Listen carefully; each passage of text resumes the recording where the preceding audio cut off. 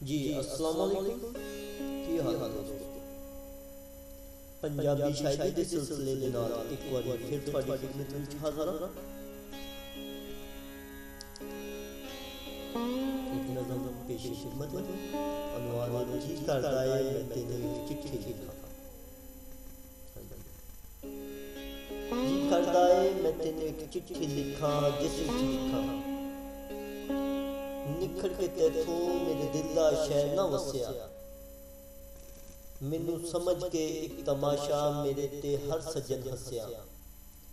मेरी इस बदनामी बारे तेनू आन किसे ना दसिया। जी करदा है मैं तेनू एक चिट्ठी लिखा, जिस विच दसां रुस के मैथों तू ते डाढा कहर कमाया। पल विच जूंगे प्यार दा रिश्ता तोड़ विखाया। कुछ झंजुआं तो किवें दिल दा जख्म लुकाया। जी करदा है मैं तेनू एक चिट्ठी लिखा, जिस विच पुछां करके अहद वफावां वाले किवें भुलाया। किवें दिल तू मेरे प्यार दे लक्ष मिटाया। अथरू एक वारी भी अखां विच ना आए। जी करदा है मैं तेनू एक चिट्ठी लिखा, जिस विच रोवां मिथ मुख नू मोड़ लिया हुण यारां ने। मैनू पागल लाख्या है गमखारा ने, तेरे ताने दिते ने दीवारां ने।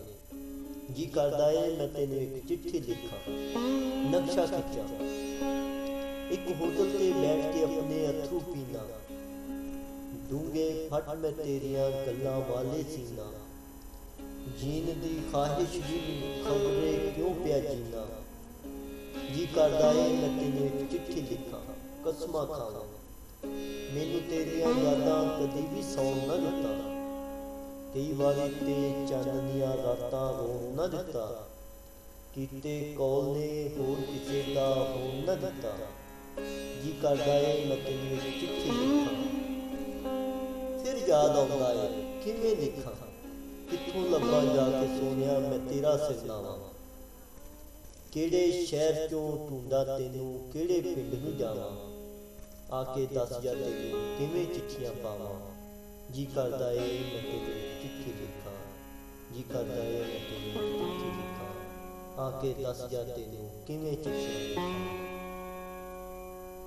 आके दस जा तेनू किवें चिट्ठियां पावां। बहुत बहुत शुक्रिया जी, थैंक्स।